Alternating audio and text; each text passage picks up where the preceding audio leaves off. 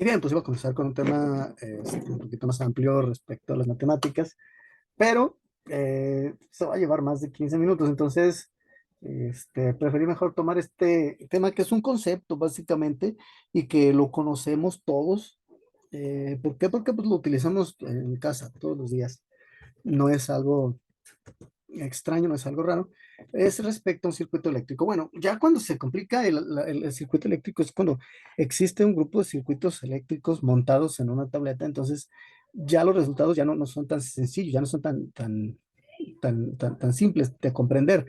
Pero un circuito eléctrico, básicamente, el más fundamental, el más simple, eh, es el siguiente, ¿no?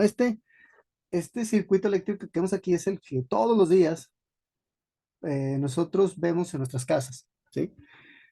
Llamémosle batería a la corriente que viene de la parte de afuera, ¿ok? Es decir, entra de la calle un polo positivo, un polo negativo.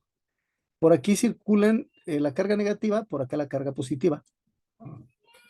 Al chocar aquí, en esta parte, se sobrecalientan el filamento al paso de los electrones a través de él. Y entonces tenemos aquí un sobrecalentamiento y se enciende el filamento. Bueno, el circuito, como lo podemos ver, salen por aquí los electrones, pasan por una resistencia, un filamento de carbono y siguen su camino, lo recibimos acá en forma positiva. Es una constante.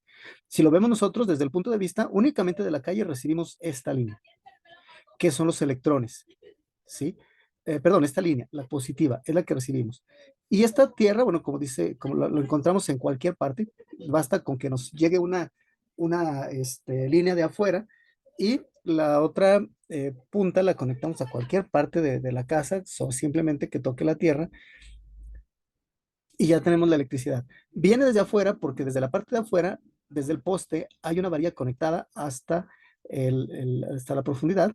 ¿Sí? Entierran una varilla, ahí conectan la tierra, que vendría siendo la parte negativa, ahí se conecta para traer, digamos, aterrizar lo que viene siendo la corriente que viene circulando, ¿sí? A través de los cables. Entonces, dice un circuito eléctrico es un conjunto de elementos conectados entre sí por los que puede circular una corriente eléctrica. Eh, aquí, aquí como lo estamos viendo nosotros, no tiene un interruptor. La corriente eléctrica es un movimiento de electrones. Por lo tanto, cualquier circuito debe permitir el paso de los electrones por los elementos que lo componen, todo alrededor. ¿Sí? Los electrones viajan del polo negativo de la pila hacia el foco. Si no hay foco, no se cierra el circuito. O sea, estarían despegados los cables y no tendría ninguna razón de ser el circuito eléctrico.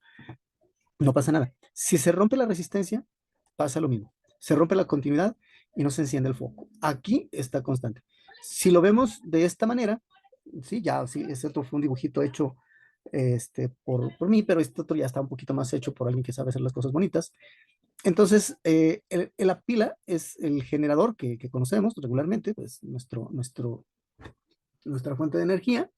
Por aquí, entonces, salen los electrones y llegan a una resistencia. Esta resistencia deja pasar los electrones, pero no tiene carbón, o sea, no es una aleación de carbón. El carbón es muy difícil para que los electrones pasen a través de él. Entonces, cuando llegan los electrones, vamos a hacer de cuenta que viene toda la gente corriendo. Al llegar aquí, pueden pasar sin ningún problema. No hay tanto, o sea, no se detienen tanto. Pasan por aquí mientras el interruptor está encendido. Siguen corriendo por aquí.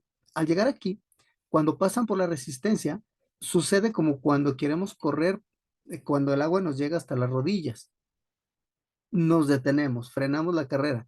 Llega el de atrás y le pega el de adelante, el de atrás le pega el que sigue, y así se viene toda la multitud, y de repente pasan unos encima de otros, y eso genera una fricción, genera un caos que se convierte en corriente. Los electrones chocan por detrás uno con el otro, y se calienta esta resistencia. El carbón entonces se calienta. Si nosotros agarramos, por ejemplo, un lápiz, le quitamos la madera y dejamos la pura punta larga de 10 centímetros, y le colocamos una pilita de 9 voltios con un polo por un lado y con el polo por el otro, dependiendo el grosor del carbón, perdón, el grosor de la punta del lápiz, se va a calentar y se va a encender. O sea, lo vamos a ver al rojo vivo, una brasa totalmente.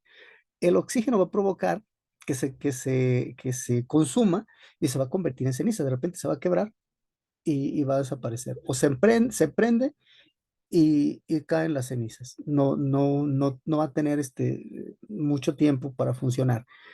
Sin embargo, si nosotros esa punta de lápiz la encerramos en un bulbo como este y lo prendemos, en instantes se consume el oxígeno que hay adentro y sigue los electrones circulando otra vez y no se van el carbono, la punta del lápiz jamás se va a romper. Bueno, se va a romper en determinado tiempo porque obviamente todo tiene un desgaste, pero de momento no se rompería. Es el principio del foco, así como Alva Edison empezó a hacer experimentos primero con este carbón, se dio cuenta que se prendía, pero se consumía. Luego después se le ocurrió hacerlo con un carbón más delgadito, luego pues, no le funcionó, buscó la manera, luego hizo un hilo de seda, de cualquier algodón, y lo cubrió con polvo de carbón, le dio el mismo resultado, también se lo volvió a quemar. Estuvo buscando de mil maneras hasta que se le ocurrió encerrarlo en una bombilla en donde no le tocara el oxígeno, donde no le tocara el hidrógeno, el agua, el aire, nada, absolutamente. Hasta entonces pudo mantener un foco prendido por más de algunos minutos. Fue perfeccionando su método y aunque en ese momento ya también Nikola Tesla tenía su proyecto de electricidad, Edison tenía más dinero, tenía más influencias y pasó por sobre Tesla, y si no tendríamos una tecnología muy diferente a la que conocemos ahora.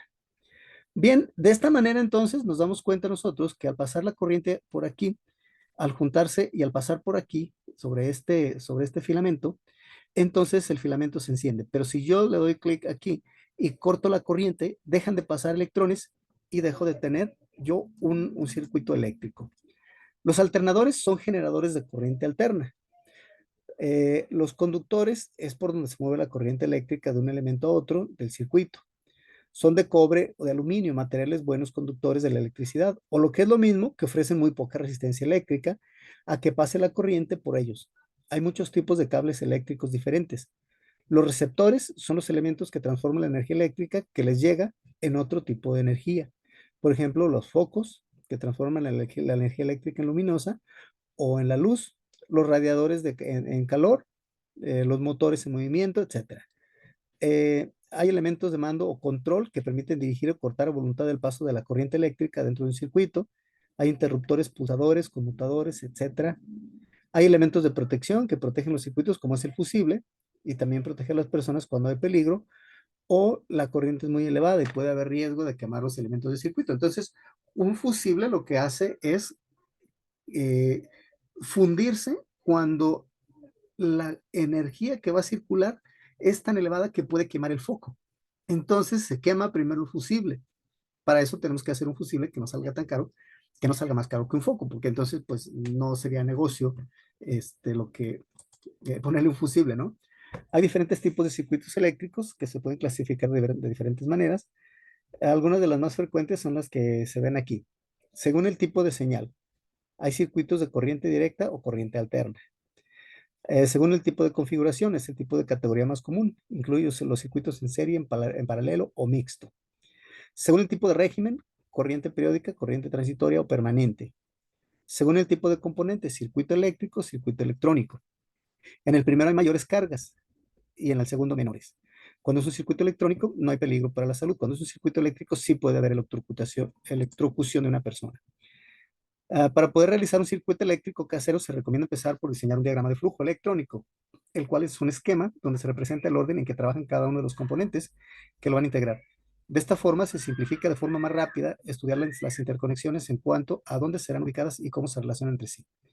La resistencia tiene un código por el cual podemos ver qué tipo de resistencia, qué tipo de tolerancia tiene. La resistencia disminuye el flujo de la corriente a través de un circuito. La resistencia eléctrica, dice, es un dispositivo cuya función es la de oponerse al paso de corriente eléctrica. Lo detiene. a fuerza los detiene a todos. Esta característica de oposición al paso de la corriente produce una serie de efectos de los cuales podemos aprovecharlos utilizadas para formalizar un circuito. El transistor es un dispositivo electrónico, parte de un componente de un circuito eléctrico, utilizado para entregar una señal de salida en respuesta a una señal de entrada. Entra una señal, sale otra. Cumple funciones de amplificador, de oscilador, conmutador o rectificador. Corrige también. El término transistor es la contracción en inglés de la palabra transfer resistor, que es resistor de transferencia. Bien, estos términos son conceptos sencillos, ¿sí? Son los diferentes componentes que nos encontramos. Estoy seguro que han visto este tipo de componentes en las tablas de las computadoras viejas, de las grabadoras viejas, todo este tipo de aparatos, ¿no? La función de un circuito integrado es simplificar una función eléctrica. El circuito integrado vino a traer un cambio en la tecnología porque disminuyó el tamaño de los aparatos. Mientras que antes se utilizaban los bulbos, las televisiones viejas, aquellos componentes que parecían focos adentro de las televisiones de caja, de repente se convirtieron en componentes de tabla como son estos, ¿sí? Y ya no teníamos nosotros un bulbo, sino que tenemos un circuito eléctrico, un circuito electrónico, un chip que sustituía a un bulbo. La tecnología cambió drásticamente. En una computadora, este, un chip como este, un circuito simple, sería el circuito integrado que se encarga del sonido, uno nada más. Es un pequeño circuito que en sus terminales entra el audio en forma de dato y sale en forma de audio. O sea, entra de un modo y sale en forma de vibración, haciendo vibrar una bocina. Uno más complejo sería el microprocesador, que tiene millones de transistores y cada vez más pequeños. Si las televisiones antiguas eran una novedad, era una cajota enorme, yo todavía tengo por aquí una que pesa 30, 40 kilos, yo creo. De repente ahorita las televisiones las podemos cargar en el hombro sin ningún problema, y antes habían televisiones que no las puede cargar una sola persona. Entonces, definitivamente la tecnología ha cambiado nuestras vidas, el tamaño de los componentes. El interruptor eléctrico es el mismo que utilizamos todos desde casa para prender o apagar la luz. Detenemos el flujo de electrones, apagamos la luz. Detenemos el flujo de electrones, apagamos un motor. Detenemos el flujo de electrones, apagamos lo que queramos o que esté funcionando. Este es entonces el circuito eléctrico básico y sencillo con el cual damos el cierre a la clase del día de hoy.